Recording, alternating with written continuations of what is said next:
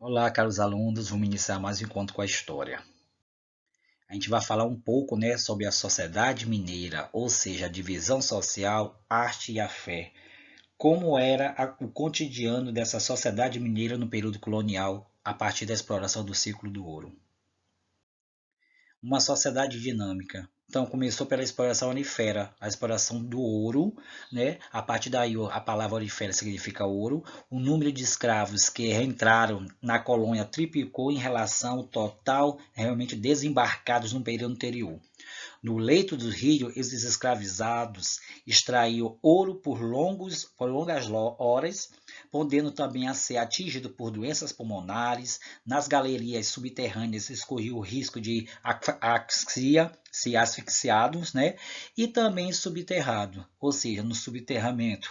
A partir daí, essa sociedade formada na região de Minas era populosa, era diversificada, dinâmica, os escravos podiam obter sua alforria, que é sua carta de libertação, porque a partir do momento que eles faziam esse serviço escravo, mas também eles ganhavam os trocados e eles guardavam para até comprar sua liberdade, com o dinheiro que acumulavam era para realizar essas atividades de pequeno comércio e no garimpo.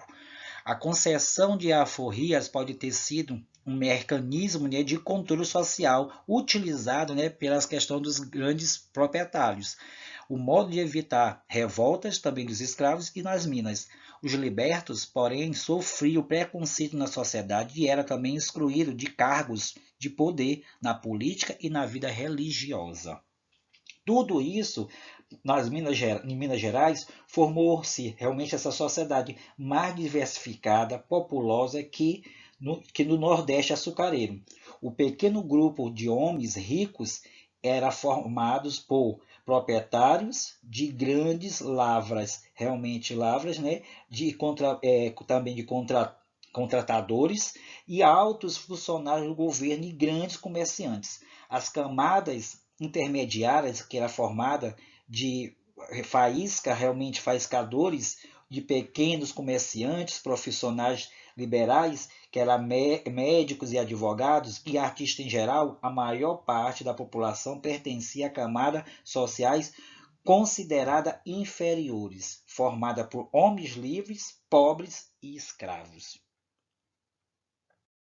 Com isso, o cotidiano e a fé das minas de ouro, como foi a vida nas cidades mineiras, né? A maioria das pessoas moravam em casas de terrais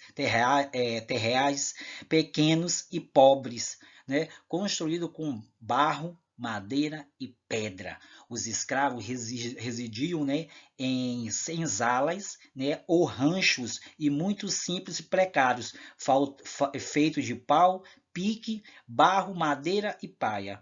Com isso, com essa vida nas cidades mineiras, os habitantes cuidavam dos negócios, promoviam a festa, participavam de atividades da questão das irmandades religiosas. As irmandades religiosas, gente, organizavam assim em torno do culto e um santo ocupava realmente o centro da vida comunitária nas vilas, mostrando assim a complexidade da sociedade mineira, que havia essas irmandades de ricos e de pobres, de brancos e de negros. Né? A partir daí, essa questão da questão religiosa, dessas irmandades religiosas, eram as associações sociais que organizavam em torno do culto de um santo. Eles existiram em viras em várias regiões de colônia, mas não a região de Minas que elas realmente se destacaram. Isto é, ocorreu principalmente depois de 1705, quando a coroa portuguesa expulsou as ordens religiosas regulares das vilas mineiras, preocupada com a participação nas disputas administrativas na região do Ouro.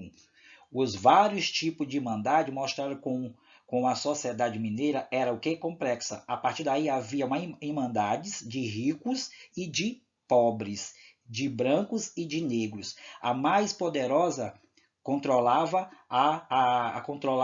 os arquitetos, artistas para a construção das suas igrejas e mantinha hospitais e sistema de ajuda mútua. Tudo isso ocorreu nesse primeiro contato, com a fé na Minas de Ouro.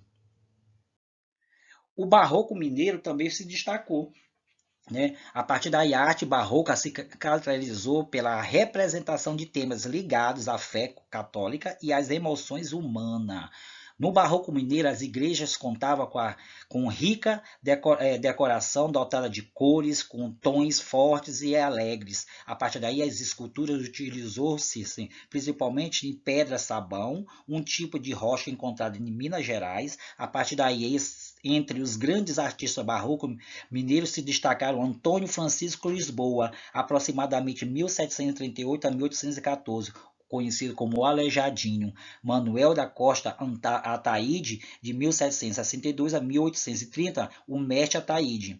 Com tudo isso, se destacou, até hoje, são grandes representações artísticas culturais, né? Essas esculturas que permanecem na cidade de Ouro Preto, né? Que é visível, né? Esse patrimônio histórico, né? Na cidade de Minas Gerais.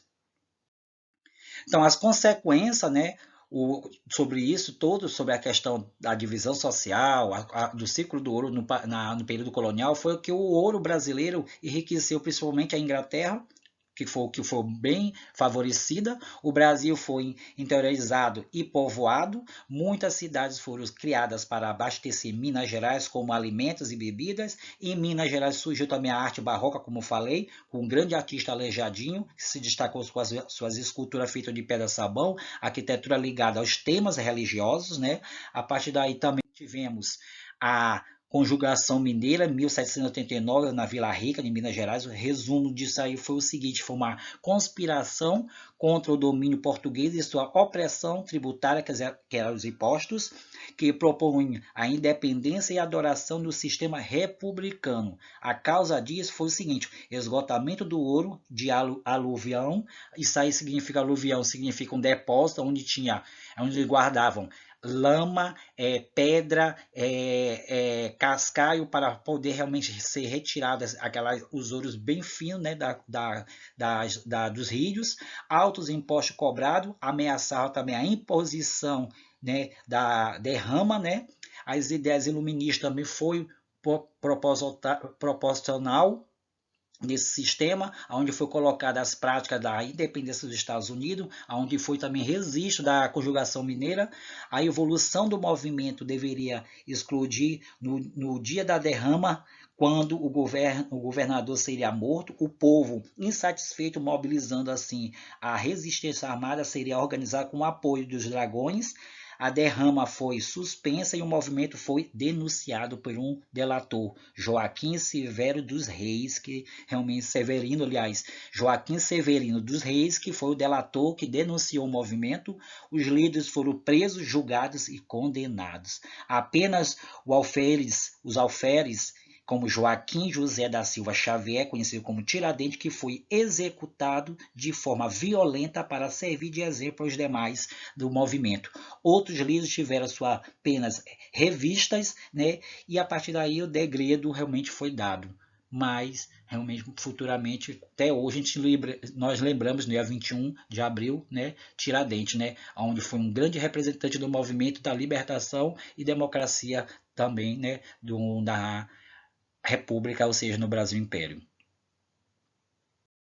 Então, tudo isso foi a representação, né, da sociedade e a divisão entre a arte e a fé, como surgiu, né? A gente vimos aí a hierarquia, né, entre pobres, negros, ricos, realmente, e a partir desse momento verificamos como foi essa divisão a partir do ciclo do ouro no Brasil Império. O barroco se destacou com grandes esculturas, né, feitas por esse grande conhecido artista Aleijadinho, e a partir daí a cidade de Minas, onde ocorreu na Vila Rica, que é Ouro Preto, se desenvolveu com as grandes patrimônios culturais e históricos, né? Fiquem com Deus, foi com a grande palavra, sinais.